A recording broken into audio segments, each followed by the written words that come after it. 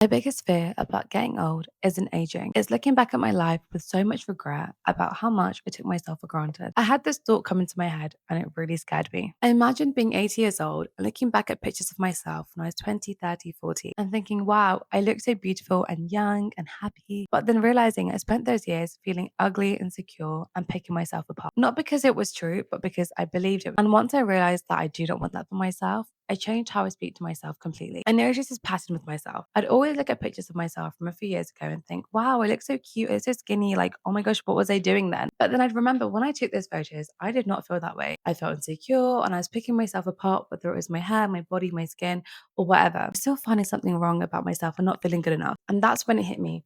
This exact moment is going to be one of those two in a few years' time. Aging isn't something I'm afraid of. I love hearing older women talk about how much freer they feel, how they stopped caring about what the people thought of them and stop performing and start living for themselves. It's just a fear of regret that I took myself for granted. Being young, being healthy, having a body that worked, being able to walk, doing this year after year after year made me realize something uncomfortable. Self confidence isn't something that magically appears in the future as you get older. It's something you decide to choose to be before you feel like it, because who knows if you'll ever feel like it. So I started doing something really small but really intentional. Whenever I catch myself being harsh or overly critical about myself, I ask myself a very simple question. Do I really want to spend the limited time I have on earth speaking to myself this way? I've been learning that the inner battle for me has been disciplining my negative thoughts. Because if I don't, they just break me down. I don't get to my goals faster. I'm not a tough love person. I'm not someone that thrives on tough love. It actually just deepened my self doubt and stopped me from going for my goals, if anything. And I honestly just feel so sad when I'm not disciplining those negative thoughts. And I just remind myself that this is a version of myself that I will one day regret rushing through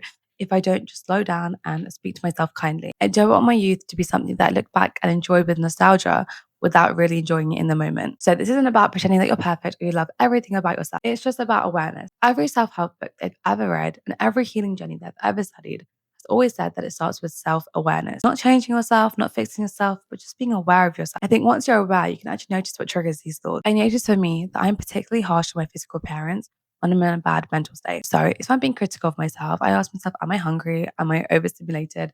Am I overwhelmed? Am I just a bit sleepy? Because it's normally a reflection of something internal going on rather than external. So once I identify what's the trigger, like the mental trigger, I just do something good for myself. If I'm overwhelmed, I'll journal, I'll write out my thoughts. If I just feel really sluggish, I'll go do a workout or a yoga flow just to kind of get in tune with my body. I'll switch off my phone instead of social media and not focus so much on my physical appearance because I already know I'm quite vulnerable. So that brings me to the end of my video. I really hope this video serves as a reminder to enjoy where you're at right now and remember that this is a version of yourself that one day you're going to miss and reminisce about. And be kinder to yourself. If this video helped you reflect in any way, I post weekly videos on healing, self-awareness, and living more intentionally. And I'd love to see you in my next video.